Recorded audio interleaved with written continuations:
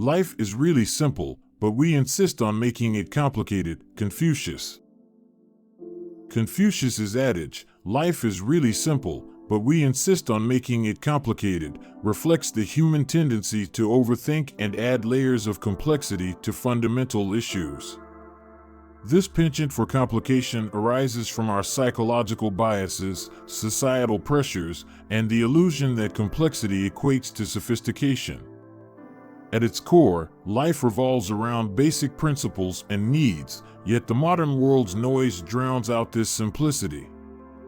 By injecting complexity into our lives through overscheduled lifestyles, the pursuit of material wealth, and the constant search for happiness, we stray from the essence of living. This complexity can lead to feelings of overwhelm and dissatisfaction, as simple joys and contentment become obscured. The profound lesson here is a call for introspection and a return to simplicity. It urges us to prioritize what truly matters: relationships, personal growth, and contentment. By stripping away the superfluous, we can find clarity and a more fulfilling way to navigate our existence. Our greatest glory is not in never falling, but in rising every time we fall. Confucius. The wise words of Confucius, "Our greatest glory is not in never falling, but in rising every time we fall," encapsulate a deep understanding of human resilience and the true measure of success. This statement transcends the superficial valorization of an unblemished track record. Instead, it emphasizes the profound strength and growth inherent in overcoming adversity. Each failure is a catalyst for self-improvement, providing invaluable lessons that fortify one's character and enhance one's resolve. The glory lies in the perseverance and tenacity exhibited when confronting challenges, not in the avoidance of failure. As such, this perspective fosters a growth mindset where the focus shifts from the fear of failure to the relentless pursuit of excellence through continuous learning and adaptation. In essence, Confucius teaches us that the essence of greatness is found in the enduring spirit to rise, time and again, from the setbacks that life inevitably presents. This wisdom encourages embracing failure as part of the journey to greatness. The man who moves a mountain begins by carrying away small stones. Confucius. Confucius' metaphor of moving a mountain by starting with small stones serves as a powerful lesson in patience, persistence, and strategy. It breaks down the overwhelming into the manageable, illustrating how grand achievements are the accumulation of many small, often mundane efforts. The small stones represent the initial, incremental tasks that may seem trivial when viewed in isolation but are critical to the completion of a larger goal. The mountain symbolizes a formidable challenge or a significant life goal. By suggesting that one begins with the smallest components, Confucius teaches us the importance of planning, taking actionable steps, and not being daunted by the size of our ambitions. This philosophy can be applied to various aspects of life, from personal growth to societal change. It encourages a disciplined approach to problem solving and goal achievement. By acknowledging the value of each small effort, we accept that progress is a process, not an event, and that patience and perseverance are virtues of great consequence. The insight here is timeless. Enduring change is a product of sustained effort, no matter how insignificant that effort might seem at the beginning. When I let go of what I am, I become what I might be. Laozi. Laozi's profound statement, "When I let go of what I am, I become what I might be," speaks to the transformative power of release and the potential that comes from embracing change. It suggests that our current identities and beliefs can be limitations that prevent growth. By clinging to a fixed sense of self, we may miss opportunities to evolve and reach a fuller potential. This philosophy encourages a fluidity of being, an openness to new experiences, and a willingness to question and shed outdated notions of who we are. It's an invitation to embark on a journey of self-discovery, unburdened by past definitions and unchallenged assumptions. The core lesson from Laozi is that personal growth requires letting go.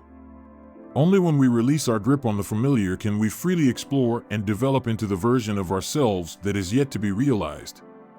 It's a call to courageously venture into the unknown, trusting in our ability to adapt and flourish as we navigate the transformative process of becoming. Nothing is softer or more flexible than water, yet nothing can resist it. Laozi.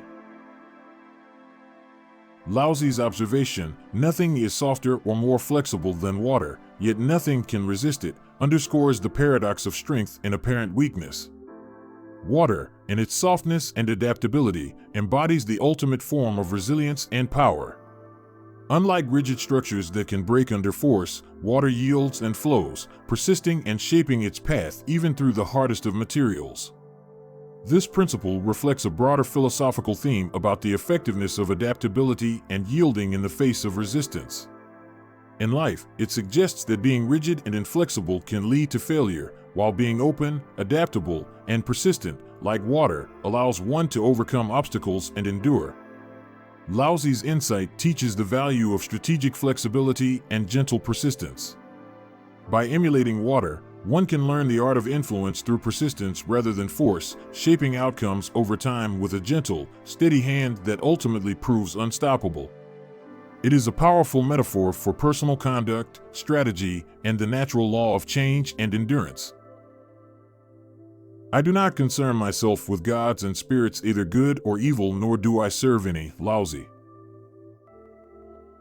Laozi's declaration, "I do not concern myself with gods and spirits either good or evil, nor do I serve any," reflects the Taoist philosophy's emphasis on living in accordance with the Tao way, which is a natural order beyond deities and dogma.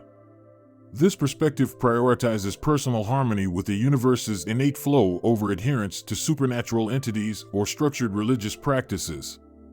This stance is not necessarily atheistic or agnostic, rather, it signifies a focus on the essence of existence and the pursuit of balance and simplicity in life. By not entangling oneself with the distractions of divine worship or superstition, one can cultivate inner peace and wisdom, aligning with the Tao's spontaneous nature. Laozi's approach invites introspection and self-reliance, fostering a direct connection with the world as it is, unmediated by doctrines. It encourages finding spirituality within the natural order and one's relationship with it, thus promoting a form of spirituality that is grounded in direct experience and personal insight. Virtue is not left to stand alone. He who practices it will have neighbors. Confucius. Confucius saying, "Virtue is not left to stand alone. He who practices it will have neighbors," conveys the magnetic quality of moral excellence. It suggests that virtuous behavior naturally attracts others, creating a community bound by shared ethical values. Virtue here is portrayed not as a solitary pursuit but as a communal attribute that thrives among people. When one person exhibits integrity, compassion, and benevolence, they set a standard and become a model within their community, encouraging others to follow suit. This ripple effect can foster a social environment where positive traits are valued and replicated, leading to a collective upliftment. Confucius highlights the interconnectedness of individuals within society and implies that one's moral choices impact more than just oneself, they resonate through the social fabric. This reinforces the idea that by cultivating virtue in oneself, one contributes to the betterment of the whole, attracting and inspiring others to do the same, thus not standing alone but in the company of like-minded souls. I hear and I forget. I see and I remember. I do and I understand. Confucius encapsulates the essence of experiential learning. It outlines a hierarchy of learning processes, emphasizing the increasing effectiveness of information retention and understanding through different levels of engagement. When we hear information, it may not make a significant impact, leading to quick forgetfulness. Seeing something provides a visual context, which enhances memory retention due to the brain's strong response to visual cues. However, it is through doing, participating actively, and applying knowledge that we gain a deep, practical understanding of the subject matter. This statement underlies modern educational philosophies that favor interactive, hands-on learning experiences over passive listening or observation. It encourages educators and learners to engage in activities that require practice, problem-solving, and critical thinking, ensuring that knowledge is not just acquired but also comprehended and internalized. It's a timeless reminder of the value of active involvement in the learning process. To see what is right and not to do it is one of courage or of principle. Confucius. Confucius' statement, "To see what is right and not to do it is one of courage, or of principle," illustrates the importance of moral fortitude and integrity. It acknowledges the human capacity to discern right from wrong and points to the gap that sometimes exists between knowledge and action. Recognizing the right course of action is an intellectual exercise, but the decision to follow through on that recognition requires a moral commitment, which is where courage and principle come into play. Courage is needed to overcome fear, inertia, or the potential risks and consequences of acting upon one's convictions. Principle is the moral foundation that drives a person to do what is right consistently, regardless of the circumstances. Confucius emphasizes that without the application of courage and principle, the awareness of what is right remains ineffectual. Thus, he challenges individuals to align their actions with their ethical judgments, as this alignment is the essence of a virtuous, honorable life. It is a call to not only be a thinker, but also a doer of good. If you would take, you must first give. Laozi. Laozi's tenet, "If you would take, you must first give," encapsulates the principle of reciprocity that underpins many social and natural systems. It echoes the fundamental law of cause and effect, suggesting that the act of giving sets in motion a cycle that eventually leads to receiving. Philosophically, it counters the notion of entitlement, fostering a spirit of generosity as a precursor to gain. In a broader context, this statement can be extended to imply that one must invest effort, time, or resources to yield benefits or results. It stresses the importance of contribution to the flow of life and highlights the interconnectedness of actions within a community or ecosystem. The core insight is that mutual exchange is intrinsic to balance and harmony. The lesson is clear: to engender goodwill, foster trust, and ultimately create value for oneself, one should initiate the cycle of giving, thereby nurturing a reciprocal relationship with others and the environment. Before you embark on a journey of revenge, dig 2 graves. Confucius. Confucius' adage, "Before you embark on a journey of revenge, dig 2 graves," serves as a poignant caution against the pursuit of vengeance. Metaphorically, the 2 graves represent the dual destruction wrought by revenge, the downfall of both the avenger and the target. This wisdom underscores the self-consuming nature of revenge, as it often harms the seeker just as much, if not more, than the intended victim. The phrase invites reflection on the cyclicality of retribution and the way it escalates harm and perpetuates conflict.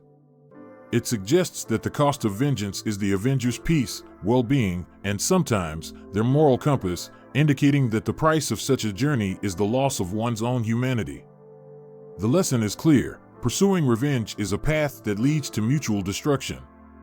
It is an admonishment to seek resolution through forgiveness, understanding, or lawful justice, which can break the cycle of harm and aid in the cultivation of personal and communal harmony. This ancient wisdom remains profoundly relevant, advocating for emotional intelligence and ethical conduct as pillars for a just and peaceful society.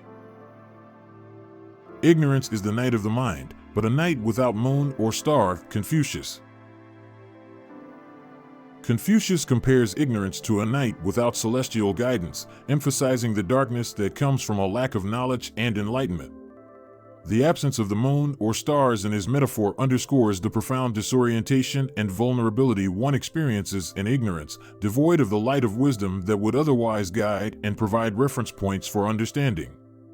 The statement is a powerful metaphor for the importance of education and the pursuit of knowledge.